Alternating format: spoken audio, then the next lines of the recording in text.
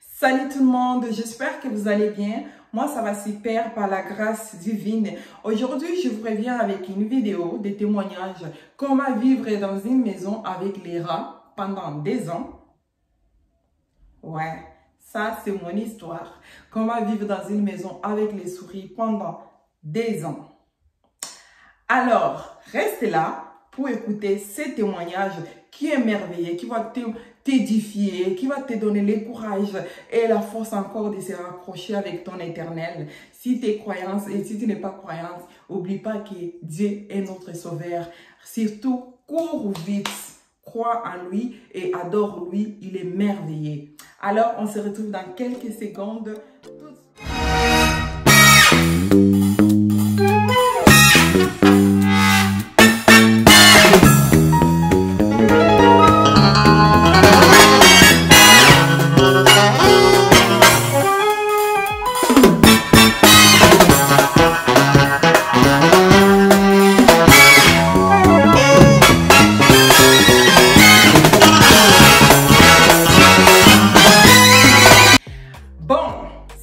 Première fois à passer sur cette chaîne, surtout n'oublie pas de s'abonner, de cliquer sur la petite cloche de notification pour ne rien manquer de nos vlogs, témoignages, recettes en cuisine, astuces déco, astuces en ménage, inspiration.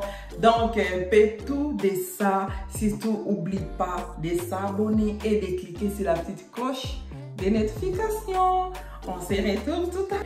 Mon témoignage, comment est-ce que ça a commencé? Avant, j'habitais à Toronto, qui est une grande ville. On a transféré mon mari au capitale du Canada, à Ottawa. Alors, quand on l'a transféré mon mari, on était obligé de déménager tous parce qu'on ne pouvait pas payer des maisons en même temps. Ici, 1000 $. Là, on habitait, on payait 1600. Alors, c'était un peu trop pour nous. On n'allait pas arriver à vivre avec payer des loyers. Donc, tu n'allais même pas avoir l'importance de travailler encore parce que tout ce qu'on te paye, ça va dans les loyers. Et après, on a regardé, on s'est décidé, comme sa famille était ici, il est venu les rester chez sa famille. Et comme nous, on était là-bas, on continuait à payer les loyers là-bas parce que j'attendais que les enfants puissent terminer leur année avant qu'on se rende ensuite mon mari. Les enfants ont terminé les études, mon mari s'arrangeait tout. Il y avait un camion qui devait venir à la maison, prendre les affaires et nous ramener ici à Gatineau. Le camionneur est arrivé, on a pris les affaires, l'ascenseur s'est abîmé.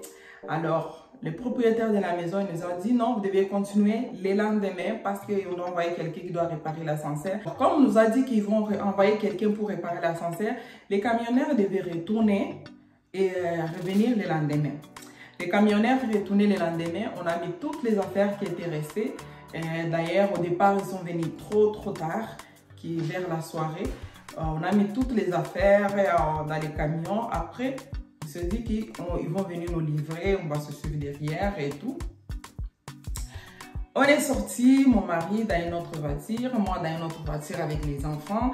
Et on se suivait derrière, on arrive, les camions est parti, on les a appelés, ils ont dit où est les camions, ils ont dit non, on va vous emmener parce qu'ils ont eu un contretemps en route, s'il y avait un problème, ils vont quand même venir livrer toutes les affaires à la maison. On arrive ici, la maison que mon mari avait trouvée, déjà donné l'argent. On devait rentrer dans la maison et on a trouvé la maison. Quelqu'un d'autre est déjà entré. Donc, c'était une maison héritage de frères et sœurs. Les frères ont fait entrer les locataires avant nous. Et sa sœur aussi, nous, qui était comme côté de la sœur. Alors, on est arrivé en retard. La maison, les gens étaient déjà entrés. Donc, on était obligé d'attendre que la sœur nous retourne l'argent. Et quand on est arrivé comme ça, on s'est retrouvé dans la rue. Les affaires n'étaient pas encore arrivées. Et nous-mêmes, on n'avait pas où habiter. Et après, on est resté dans la voiture. On commençait à chercher l'appartement. On n'y trouvait pas. Mon mari s'est rendu compte qu'il y avait un appartement qu'il avait visité. On doit quand même entrer dans cet appartement-là parce qu'on n'a pas le choix. Et on s'est retrouvé dans ce petit appartement qui est juste là. C'était proche dans un rail, il y a des forêts et en été, on voyait souvent les chevreuils, on voyait les lapins, donc on voyait un peu les petits animaux de la forêt, un peu comme ça. Et il y a même des fois, on peut voir des ours en été, donc il faut vraiment se cacher, il ne faut pas jouer tout le temps dehors. Et quand on s'est retrouvé dans cet appartement-là, on n'avait pas les choix parce qu'on a tellement cherché et la nuit commençait à tomber, on n'avait pas les choix. Quand on est rentré dans cet appartement, on n'avait rien. Déjà au départ, toutes les affaires étaient dans les camions. Normalement, toutes parents, toutes mamans, quand vous partez en voyage, vous avez toujours des petits chandails que vous mettez dans les sacs, une pagne qui ne manque jamais. Bon, j'ai mis tout là-dedans dans les petits sacs à main. Une chose que j'avais fait comme une erreur, j'avais laissé toutes mes pièces d'identité, mes documents bien, j'ai mis tout dans le camion parce que tellement que j'étais dépassée, j'ai tout mis là-dedans. Donc on n'avait rien, j'avais mon permis de conduite, mes cartes d'assurance maladie, mais le reste des documents, preuves de mes enfants quand ils étaient jeunes, comme des naissances, certificats et tout, je n'avais pas amené, c'était dans les camions. On entre dans l'appartement, on n'avait rien, on commençait encore à chercher là parce qu'on était arrivé ici à 8 h du matin à Ottawa et on commençait à chercher, on a trouvé l'appartement, on entre dans l'appartement à midi. On commence à chercher maintenant les matelas, où est-ce qu'on va dormir et tout. On a dit non, comme ils vont venir les matins, on va juste mettre des draps qui étaient dans la voiture. On va juste mettre des draps comme ça, on va dormir comme ça sur les planchers. On s'est endormi comme ça, le lendemain on appelle, oh ils vont venir, après-demain, oh ils vont venir. On a dit non, on ne peut pas dormir comme ça avec les enfants. On a regardé ce qui est Facebook, on a trouvé des matelas usagés et les lits. On a pris, pour que les enfants quand même puissent dormir, on a pris 3 matelas qui étaient pour mon fils, mes 2 filles, et moi et mon mari. Alors, on a pris 3 matelas et des couvertures. Lui était déjà dans les camions, ça allait venir, on a juste acheté les matelas. En attendant, on a acheté des couvertures au village de Valère. On a acheté des casseroles aussi, les assiettes. Et après, on a acheté la petite plaque pour commencer à cuisiner dessus. En attendant que les affaires arrivent. On a passé le 3e jour, les affaires n'est pas arrivées. 4e jour, les affaires n'est pas arrivées. Ça commence à me stresser, je commence à se fâcher. Donc, on les a appelés, oh, on va venir aujourd'hui, ils nous donnaient toujours, demain, oh, ça va faire telle heure et tout. J'ai dit, est-ce qu'il y a un problème? Oh non, on va venir livrer et tout et tout. Mais on ne comprenait pas pourquoi on appelait même la police. La police, ils ont dit comme c'est des problèmes de matériel et tout. Peut-être qu'il faut communiquer seulement avec l'assurance. Nous, on peut vous donner un numéro de preuve qui dit que vous nous avez contacté et le problème est là parce qu'on les avait donné même les numéros des plaques, on les a donné les informations de la compagnie et tout. Ils ont dit oui, on va vous donner seulement un numéro des rapports, mais on n'avait pas l'assurance. Voici pourquoi je suis devenue prudente d'apprendre l'assurance pour toutes choses que j'ai fait, pour toutes choses que je suis en train de faire. Je prends l'assurance parce que ça m'a enseigné beaucoup de choses. Mon déménagement là m'a appris beaucoup de choses. Et quand on a fini tout ça, on est venu, on commençait à vivre comme ça, mais j'étais fatiguée, j'étais fâchée. À chaque fois que je pensais, ça me donnait la colère. Déjà, on a eu des problèmes avec la maison qu'on devait entrer. On s'est retrouvé dans une autre maison. On devait faire donc vivre. Je regardais mes enfants, j'avais pitié de mes enfants. J'avais tout le temps des larmes serrées. Et en restant dans cette situation-là, un jour, j'étais là avec mes enfants, on jouait, on était à l'extérieur. Mon fils, il dit, je suis allé chercher de l'eau dans la maison. Il part chercher dans la maison de l'eau. Il s'est dit, ah, j'ai vu un serpent. Je dis, t'as vu un serpent va venir d'où? Oui, il y a un serpent. Et c'est vrai qu'on rentre dans la maison, on a trouvé un petit serpent qui était dans la maison. On appelle le propriétaire et nous dit, oh non, c'est pas un serpent qui pique, c'est juste les petits serpents là, venimés et tout, parce qu'elle avait envoyé un autre voisin qui était en haut de chez nous, au toit. Il a envoyé qu'il devait venir regarder. Maintenant, lui, il nous dit non, c'est juste un petit serpent venimeux, ça ne pique pas, c'est pas grave. Maintenant, on l'a demandé, est-ce que tu peux juste la lever? Mais pour nous, les Africains, il n'y a pas de petit serpent qui ne pique pas. Un serpent, déjà, il est dangereux. Alors, tu peux la lever. Ils ont fait tout. Ils ont enlevé les petits serpents. Après ces serpents-là, la vie, on continue petit à petit. Les pensées de dire que mes affaires vont retourner commencent même à partir. J'ai commencé à lever les désespoirs à moi que non, il n'y aura plus rien. et je rappelle rien, ils m'ont déjà volé parce que Toronto, c'est une ville qui est trop grande. Il y a tellement de fraudeurs, il y a des voleurs. Donc, je commençais maintenant à reprendre mes études parce que je prends mes cours en ligne. J'avais abandonné pour quelques temps. J'ai commencé à reprendre mes études. On vivait comme ça. Après, je suis venue rechuter encore. Les stress, les palpitations, la colère. Je vivais tout ça. Mon mari, il avait peur que non, peut-être je peux me faire quelque chose. Il partait au travail, mais il arrivait presque tout le temps en retard parce qu'il avait peur de me laisser toute seule à la maison. Et après, on l'a coupé des airs. Les mêmes travaux qui nous ont fait transférer ici, les mêmes travaux qui nous ont coupé des airs. Et on commençait à vivre avec ces problèmes-là. On commençait à vivre avec ces problèmes-là, les finances comme ça. J'avais les prestations des enfants qui entraient. Ça n'entrait plus. Ils ont juste coupé comme ça. Ils ont dit que non, en 2012, mon revenu et les revenus de mon mari étaient trop élevés. On n'avait pas les droits de recevoir. Les calculs avaient mal fait. Alors, on doit rembourser tous les montants qu'ils nous donnaient.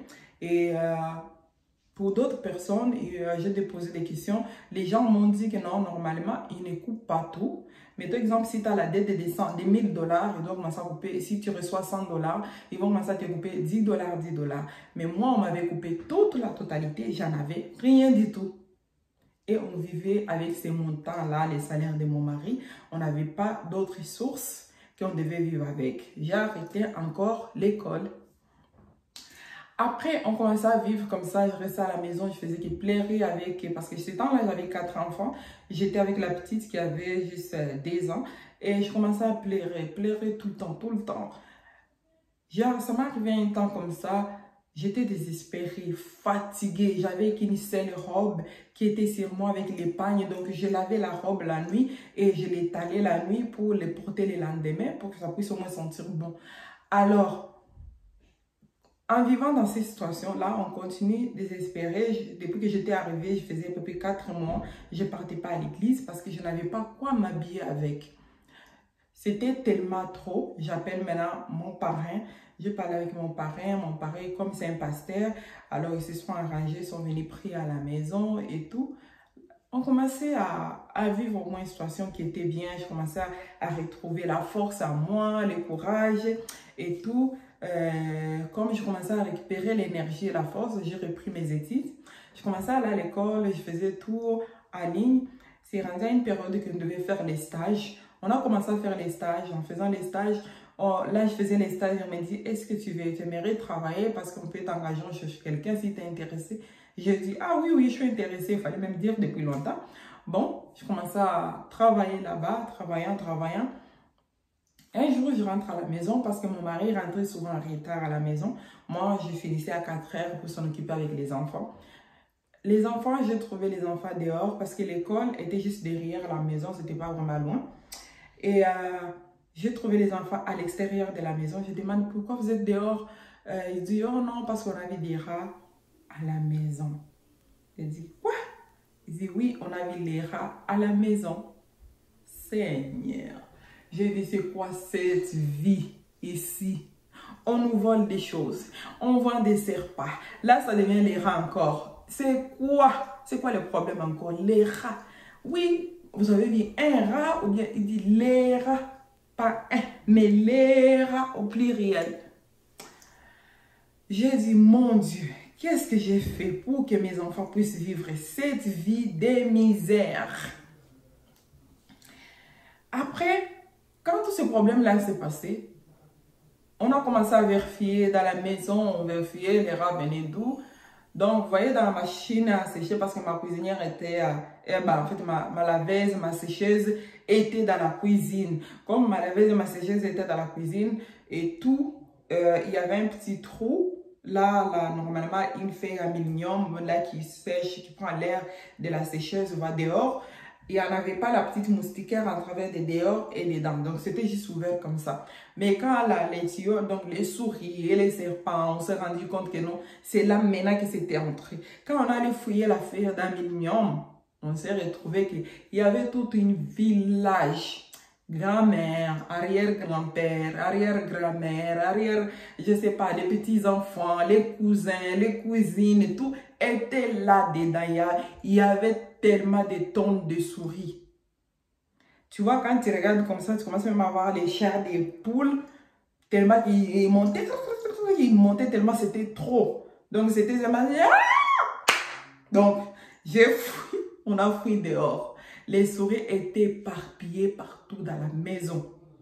Chose grave, malgré tous ces souris-là étaient là plein. On n'avait jamais entendu un bruit des souris, ni odeur, ou bien ni caca des souris. On n'a jamais vu tout ça. C'est ça les choses qui me dépassent. On n'a jamais vu tout ça. Quand on a vu toutes ces affaires-là, j'ai dit, Seigneur, là c'est trop. C'est trop d'air, ça devient trop. Je me suis dit non. Pour un enfant de Dieu, on doit d'abord commencer à invoquer l'Éternel. J'ai pleuré malgré que j'ai pleuré.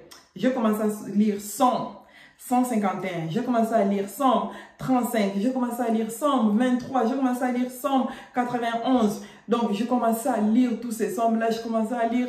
Donc, tu lis, je me jette par terre. Je couche par terre. Malgré s'il y a les bactéries des souris que moi, je ne connais pas. Je me couchais par terre. J'ai commencé à pleurer. Je commençais à pleurer. Dieu ne m'abandonne pas. Dieu ne m'abandonne pas. Dieu ne m'abandonne pas. S'il vous plaît, qu'est-ce que j'ai fait pour vivre ce genre de vie-là? On continue à vivre comme ça. On a appelé la propriétaire. Le propriétaire a mis des affaires qui sont supposées de mettre dans la maison et tout et tout. Rien est parti. Rien a bougé. Vous savez, quand vous voulez préparer, vous dites, on va lever d'abord la viande, on va mettre sur les comptoirs ou les poissons. Comme ça va aider à se dégeler avant qu'on puisse venir couper le poulet ou faire quoi que ce soit. Vous allez trouver les poulets. Va disparaître, les souris vont les manger dans quelques secondes parce qu'ils vont juste venir, ils mangent, disparaissent, tu vas regarder seulement les os. Donc la vie était devenue amère, trop amère. Quand je voyais tout ça, je commençais à me fâcher, pleurer. On cherchait un autre appartement, on a cherché, on a cherché. C'est pas dit qu'on avait un mauvais crédit, on avait un bon crédit. On a cherché des appartements, rien d'acre. On trouvait rien du tout. On peut signer, on remplit tous les documents. Oh, votre crédit n'est pas bon. Je dis, n'est pas bon dans le monde réel ou bien dans le monde satanique. Parce que c'est pas normal. Ça arrive à une période, ma belle-sœur cherchait un appartement. Mon mari a signé en étant consignataire. Il a signé l'appartement. Mais pour nous, ça ne fonctionnait pas. Là, j'ai compris que non, ce n'était pas normal. C'était comme un esprit diabolique qui essayait de jouer avec nous. Malgré que j'ai compris ça, en étant humain, j'étais tout le temps découragée, j'ai pleuré, je ne vais pas me dire que non, j'étais ferme, non, j'étais découragée, j'ai pleuré tout le temps, je me fâchais tout le temps, pour tout et pour rien. Il y a un moment que, au lieu même de dire non, je dois être fort pour mes enfants, moi, ça me donnait tout le temps la colère. Pourquoi? Parce qu'on a fait tous les efforts pour bien vivre avec les enfants, mais rien ne fonctionnait. Alors, en vivant de cette situation-là, depuis qu'on a commencé à vivre, avec ça, on est arrivé à un point, on s'est habitué. On s'est habitué, je commençais mon mari dort, donc on a décidé de dormir tous dans la même chambre. Dans les chambres pour surveiller les enfants. Pourquoi? Parce que les souris avaient déjà fait des trous dans toute la maison. Ils sautaient sur les enfants la nuit. Donc, j'avais vraiment, vraiment peur pour qu'ils puissent attraper peut-être des infections, quoi que ce soit. Mais en vivant comme ça pendant des ans, les gens pensaient qu'on avait une belle vie, on souriait, on montrait la joie, on montrait tout. Donc, la force que j'avais en moi, que j'avais retrouvée après, ça m'a pris vraiment du temps pour retrouver cette force-là, cette énergie-là. J'ai appelé mes parents, je les ai expliqués, mon père, il a dit, personne ne va jamais te faire quelque chose de mal. Si Dieu n'a pas encore mis un point dans ta vie, personne ne va jamais toucher tes enfants ni ton mari avant que Dieu puisse décider. Parce qu'à la base, je suis un enfant qui a été élevé dans les milieux de l'église. Mon père, c'est un pasteur. Dès notre jeunesse, mon père nous amenait, on partait faire des prières dans la forêt avec l'église et tout. On partait prier. Donc, j'ai grandi comme ça. À chaque fois que j'ai un problème, je regarde toujours. Ma mère nous disait, si tu as un problème, mets-toi à genoux pour prier. Donc, je vivrai cette condition-là de me mettre tout le temps à genoux pour invoquer l'Éternel. Mais ça m'est arrivé un temps, j'étais toujours ça m'arrivait un temps, j'étais tout le temps découragée, j'ai pleuré, je me fâchais, palpitations, colère, stress. Donc, je priais, mais en même temps, la foi en moi baissait. La foi en moi baissait, toujours comme ça. Mais mes parents ont commencé à m'appeler chaque minuit, chaque 3 heures du matin, chaque 6 heures du matin. Ils priaient avec moi au téléphone. Même si tu ignores les téléphones vont sonner jusqu'à ce que tu vas répondre. Mes frères m'appelaient, mes sœurs, donc ils faisaient la jeûne de prière juste pour moi, pour que je puisse avoir une vie meilleure. On a continué à vivre cette vie-là, je n'avais pas sommeil déjà, on ne dormait pas bien moi et mon mari parce qu'on surveillait les enfants. Les enfants ne se concentraient même plus à l'école, ils étaient devenus trop mal à l'aise et tout. Donc, on a vécu dans cette vie des misères comme pas possible. C'est arrivé, je me suis retrouvée même enceinte. J'ai commencé à pleurer. J'ai dit, Dieu, cet enfant va naître dans cette condition. Tu m'as béni avec cet enfant. Tu penses qu'elle va continuer à vivre dans cette condition? Ça veut dire que je ne vais jamais me laver.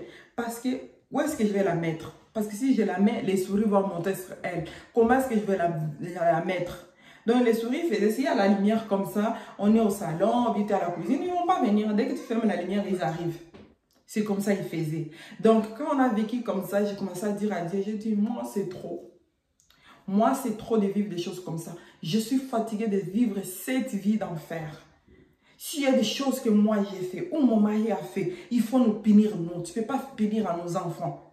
S'il y a des choses qu'on a fait, peut-être on ne sera pas contre. Pardonne-nous parce qu'on court vers toi.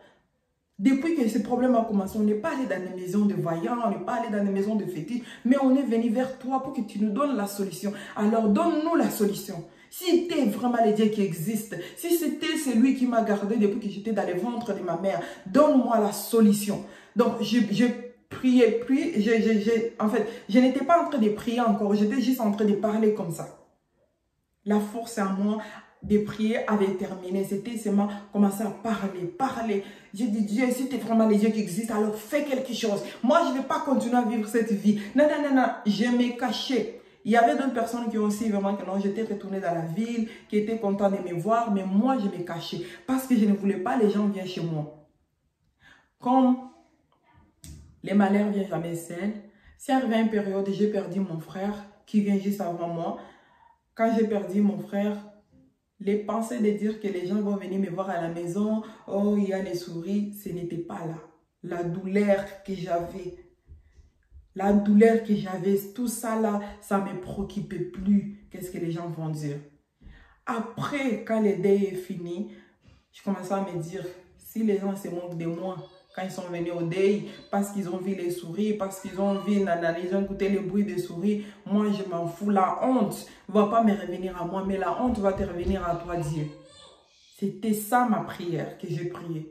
J'ai dit, Dieu, je suis fatiguée. Parce que moi, je reconnais que toi, tu es le sauveur. Toi, tu n'abandonnes jamais tes enfants. Alors, moi, ma vie, tous mes fardeaux, je l'ai toujours mis entre tes mains. Si tu m'abandonnes aujourd'hui, c'est toi qui vas avoir honte. Les gens de ce monde, les autres gens qui ne te connaissent pas, ils vont se moquer. Ils vont dire que, où est son Dieu qu'elle adore? Alors, comme toi, tu es mon Dieu que j'adore jour et nuit, la honte va te revenir à toi. J'ai prié comme ça. Après, avant la naissance de ma fille, la 5e, il est parti à la banque pour faire la demande pour acheter une maison. Maintenant, j'ai dit, attends, pour chercher la maison déjà, en étant locataire, ils nous refusent. Tu penses qu'en faisant une achat, ils vont t'accepter? Mon mari me dit, mais c'est pas toi qui me dis tout le temps, il faut avoir la foi. J'ai dit, en tout cas, moi, au point que je suis arrivée, je suis désespérée parce que c'est bizarre. Il est parti, ça n'a pas fonctionné. Et après, il est reparti encore deuxième tour, ça n'a pas fonctionné. Deuxième fois. Troisième fois, avant que je puisse mettre maintenant la chérie, avant que l'enfant puisse arriver, l'enfant est né et tout. Là, il dit, ah, je pense que je vais aller essayer encore. Je dis, t'es sûr? Il dit, oui. Il a tellement insisté, il dit, oh, on part. On est parti, on a essayé. La banque nous a accepté pour acheter une maison. Quand la banque nous a accepté, j'ai dit, attends, laisse-moi d'abord m'essuyer. Je me suis essuyée, je me suis regardée, j'ai dit, ils ont dit quoi? Ils ont dit, ah, la banque, il m'a dit, mais la banque a approuvé. J'ai dit, eh, mon Dieu. Donc, tu voulais me faire passer dans tous ces déserts ici pour m'amener au trône. Regardez comment est-ce que Dieu est merveilleux. Malgré que je pleurais, malgré que je jetais à Dieu des jetons en disant, tu m'as abandonné, tu m'as ceci, c'est là. Malgré que j'étais désespérée, découragée. Une chose grave, j'étais toujours en train de prier. Dieu, tu m'as laissé. Dieu, tu m'as abandonné. Pourquoi? Si tu ne me laisses pas, nanana. Mais moi, je ne savais pas que Dieu il était en train de travailler. Je me suis rappelé les paroles de ma mère qui me disait, Dieu ne veut pas te donner la bénédiction maintenant. Parce que il est en train de voir peut-être la dimension de ta foi. S'il te bénit maintenant, est-ce que tu seras toujours reconnaissant? Est-ce que tu vas commencer toujours à lui servir, même énergie que tu es en train de lui servir? Il ne faut pas regretter pour les choses qui se sont perdues. Tu ne sais pas parmi les choses qui se sont perdues. Peut-être ça allait être toi qui allais se perdre, peut-être ça allait être ton mari ou quoi que ce soit qui devait t'arriver. Mais il faut rendre gloire à Dieu pour chaque chose qui t'arrive dans ta vie. Remercie Dieu. Chaque chose n'arrive jamais au hasard. Chaque difficulté n'arrive jamais au hasard. Quand il a dit ça, je me suis dit, Dieu t'es merveilleux. Je commençais à penser, j'étais restée une minute. J'ai dit, mon Dieu, tu es grand. Tu es grand. Je suis arrivée à un point de m'habituer de vivre dans une maison avec les souris, que je vivais avec des rats, jusqu'au point que tu ne peux pas laisser quelque chose sur le comptoir, ils vont les manger. Les pièces d'identité, ils peuvent manger. N'importe quoi que tu peux laisser, ils peuvent manger. Donc, ça arrivait vraiment à un point que c'était trop grave. Si ce n'était pas Dieu, ça allait être dur. Si ce n'était pas Dieu, peut-être on allait attraper des bactéries, on allait attraper des microbes, on allait attraper je ne sais pas quel genre des trucs, quelle maladie qu'on allait attraper, on ne sait pas. Mais Dieu nous a fait grâce. On a vécu pendant 2 ans avec les rats dans une maison avec 5 enfants. Mais Dieu nous a protégés. Dieu nous a vraiment sauvés, nous a vraiment couverts dans son sang. Malgré toute difficulté qu'on est en train de vivre, mais Dieu continue toujours à nous protéger. Je remercie toutes ces personnes qui m'ont été chères dans ma vie. Donc, je ne sais pas, je ne sais pas, je ne sais pas. Après, quand la banque nous a répondu comme ça, là, dans la joie, on a sauté, on était heureux, on s'est mis à genoux, on a remercié Dieu, on a prié. Donc, on gardait cette fée, la banque, elle a prouvé, là, on gardait ça jalousement. Même pas dans la maison, hein. On gardait ça dans la voiture parce qu'on avait peur que les diables et les souris, là, et ces preuves-là. On refusait vraiment. On a pris même toutes les photos, on s'est envoyé même par email pour juste la protection. Donc, c'est un peu ça. Et quand on a commencé à faire nos démarches de la maison, et quand j'ai vu des zéros de la maison jusqu'à la fin, j'ai voulu faire un témoignage. Comment est-ce que Dieu est merveilleux? Comment est-ce que Dieu m'a ramassé dans un trou? Il m'a mené au trône.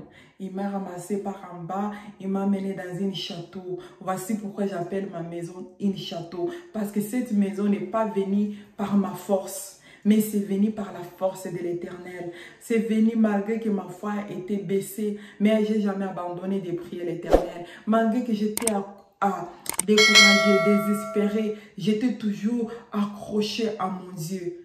Alors, restez toujours accrochés à votre Dieu. Ne vous fatiguez jamais. Femme, restez toujours persévérante avec votre Dieu. Restez toujours persévérante avec l'Éternel. Le Dieu n'abandonne jamais. La bénédiction de Dieu vient avec l'escalier petit à petit. Mais quand ça arrive, ça reste éternellement et ça ne termine pas. Mais la bénédiction du diable vient avec l'ascenseur, mais ça termine sans laisser les traces. Alors, en étant un enfant de Dieu, malgré que j'ai vécu dans une maison avec les rats, je lui remercie parce qu'on n'était pas tombé malade. Parce que les souris, ils peuvent faire des pipis partout, ils peuvent faire n'importe quoi, mais Dieu est merveilleux. On pouvait laisser la casserole sur la cuisinière comme ça. Les souris peuvent venir circuler dessus. Les bactéries là qui laissent sur la couveuse de la cuisinière. Peut-être moi je peux surveiller. Mes enfants peut-être ils peuvent arriver. Ils ouvrent seulement la casserole. Ils prennent les choses. Ils mangent. Peut-être ça même laver les mains. Les bactéries qui sont dans les mains là. Ça peut faire quelque chose. Mais Dieu a su comment les protéger. Voici pourquoi aujourd'hui, je voulais quand même partager avec vous les témoignages de cette maison, les témoignages de cet château. Voici pourquoi je suis heureuse de vous motiver que soyez toujours forts. Ne soyez jamais désespérés. Peu importe les situations que tu peux passer, peu importe les difficultés que tu peux passer, sache bien que l'Éternel ne va jamais t'abandonner. Il a un dernier mot dans ta vie. Les gens de ce monde, quelqu'un de ce monde peut mal te parler. Comme moi, des fois, on me disait, elle est devenue sale, c'est pas parce qu'elle a eu des enfants, oh ceci, c'est là, nanana. Mais les gens ne savaient pas ce que j'étais en train de vivre. La propriété des visages comme ça, les gens me disaient toujours que j'étais devenue trop sale. Mais Dieu m'a fait. Dieu m'a donné de la joie. Dieu m'a donné de la joie que mon Dieu, c'est mon meilleur ami. Je ne vais jamais abandonner d'adorer Dieu. Je remercie mes parents qui m'ont appris à adorer Dieu depuis que j'étais jeune. Femmes, apprenez à vos enfants, apprenez à nos enfants comment adorer l'Éternel. Parce que les fruits là qu'on met dans nos enfants quand ils sont jeunes, ça ne termine pas. Ils vont toujours se rappeler, même en quelques secondes, ils vont toujours se rappeler. Alors, je voulais faire la reconnaissance envers Dieu pour témoigner ses grandeurs, de vivre dans une maison avec les rats pendant 2 ans et se retrouver dans cela. C'est une grande miracle pour moi, c'est une grande victoire pour moi. Voici pourquoi je remercie les dieux cœur. Alors, que Dieu vous bénisse dans vos maisons, dans vos foyers, que Dieu vraiment vous bénisse abondamment. Une petite conseil, si tu vois quelqu'un passer des difficultés, peut-être tu as connu une personne vivre d'une façon différente, tu vois déjà changer parce que le stress fait vieillir, le stress amène la maladie. Donc si tu vois la personne a changé, il ne faut jamais critiquer, il ne faut jamais juger, approche. Demande à la personne. Si elle a la capacité de t'expliquer, elle va t'expliquer. Si elle ne veut pas, laisse-la. Donc, c'est des choses qui n'est pas à juger une personne. Bon, c'était ça mon message. Restez persévérance avec l'Éternel. Que Dieu vous bénisse. Le Dieu qu'on adore, il est vivant, il est sauveur, il n'abandonne jamais ses enfants. On se retrouve dans la prochaine vidéo. Que l'Éternel vous bénisse. Surtout, n'oubliez pas de vous abonner, de liker et de cliquer sur la petite cloche des notifications